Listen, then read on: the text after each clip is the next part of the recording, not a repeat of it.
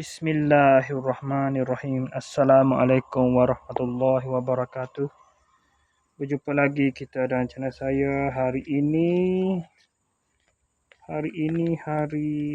Sabtu 1 November 2025, masih masuk 1 November Sekarang ni hari 31 Oktober.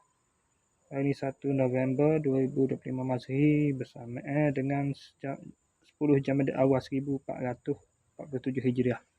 Masuk maghrib kemarin lagi dah. Sekarang ni pukul 4.30 minit petang. 4.30 minit petang. Jadi asar tu, semaya asar di masjid tu.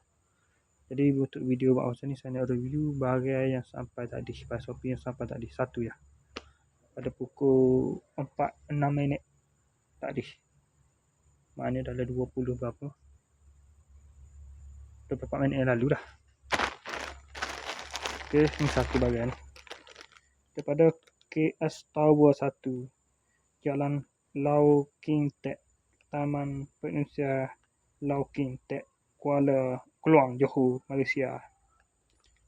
Abang Kurier yang handsome, jangan campak saya sakit. Mudah pecah. Baru mudah pecah ni.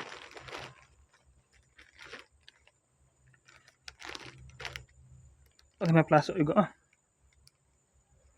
Moga baru replika agak kayu tu memang replika dari replika Tanjiro Demon Slayer. Okey.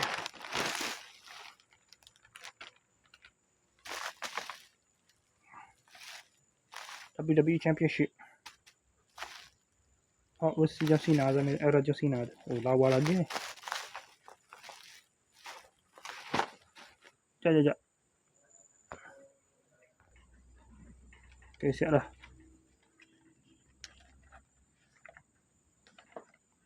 Sama saya. Berapa tu dia tahun 2022?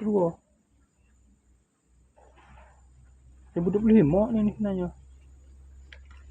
Dia silap tarikh tu. Ada lagi kaki kau ni dia ni.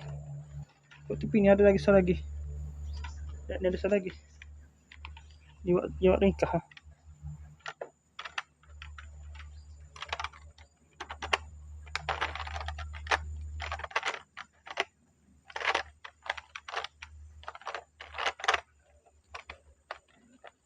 Oh, tak ada spring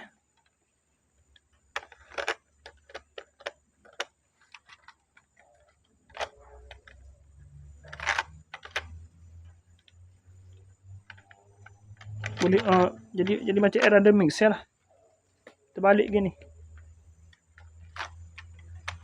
Dekat yang sini ke?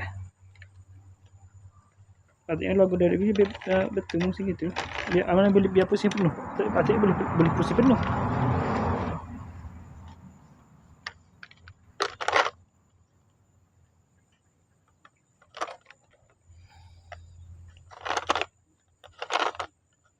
Ni gini.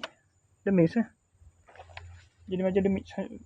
Jadi version macam version The Mix jadi. Dia kunci situ.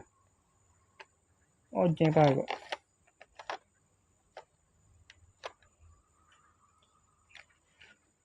Eagle dekat sini. Dah betul.